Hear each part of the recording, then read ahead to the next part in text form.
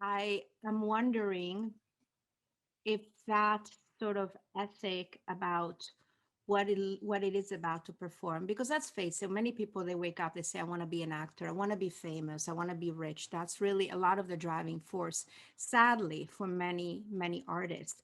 You chose, and you keep on going back with the theater. The Mhm. theater, I see, seems to almost going back to your roots. Yeah. um, Talk to me about this, because in Hollywood there's so few true thespians. In England, all the biggest stars in the UK, they all come from a theater background. Yeah. Not so much here in the United States. So what was the journey like for you, coming from that world, the world of theater, and why do you choose to go back? The craft lives. The actor's domain is the theater. Film and television is really the director's domain and or the editor's domain. Because you can have, we're talking, we have, you're listening to me now, we have this, I could stop talking and have a long pause. That pause, if it's 2 seconds or 30 seconds, says something very differently.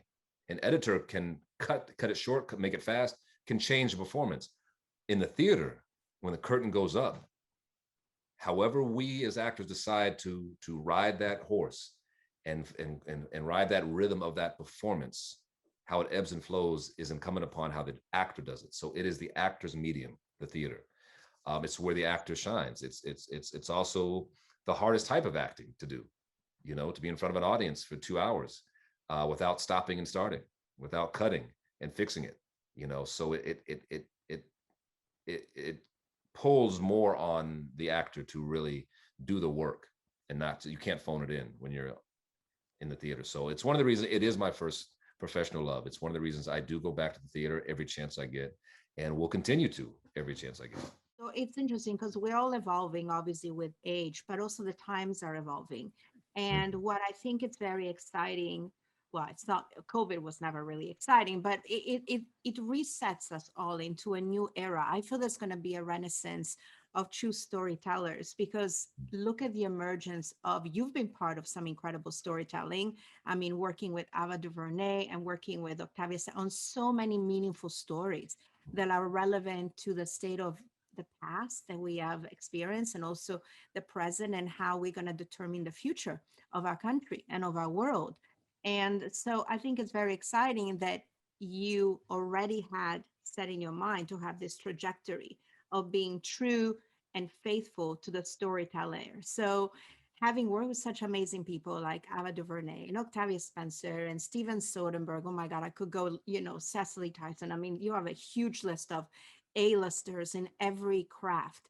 Is there a special memory of the past couple of years that you would like to share, as far as being on set with any of those people, that, little Oh my behind the God. scenes secrets?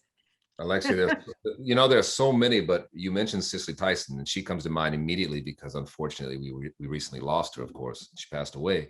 Working with Cicely Tyson every day was life-changing because I think she was 96 when she died, but she was 90 when we did the play. She wouldn't even say it then. It was 90, 91 years old. And 200 performances on Broadway, our tour, did the film, never missed a day, never missed a performance.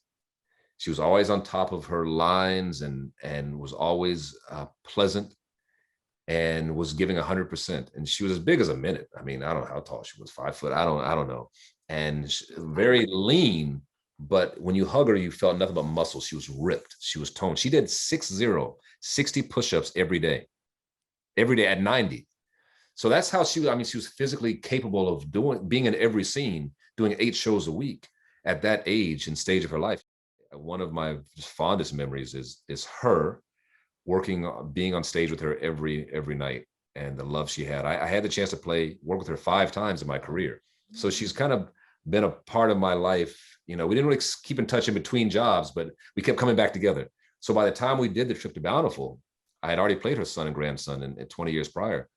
There was a shorthand and an unspoken rhythm and flow between the two of us that I will forever be grateful for and miss.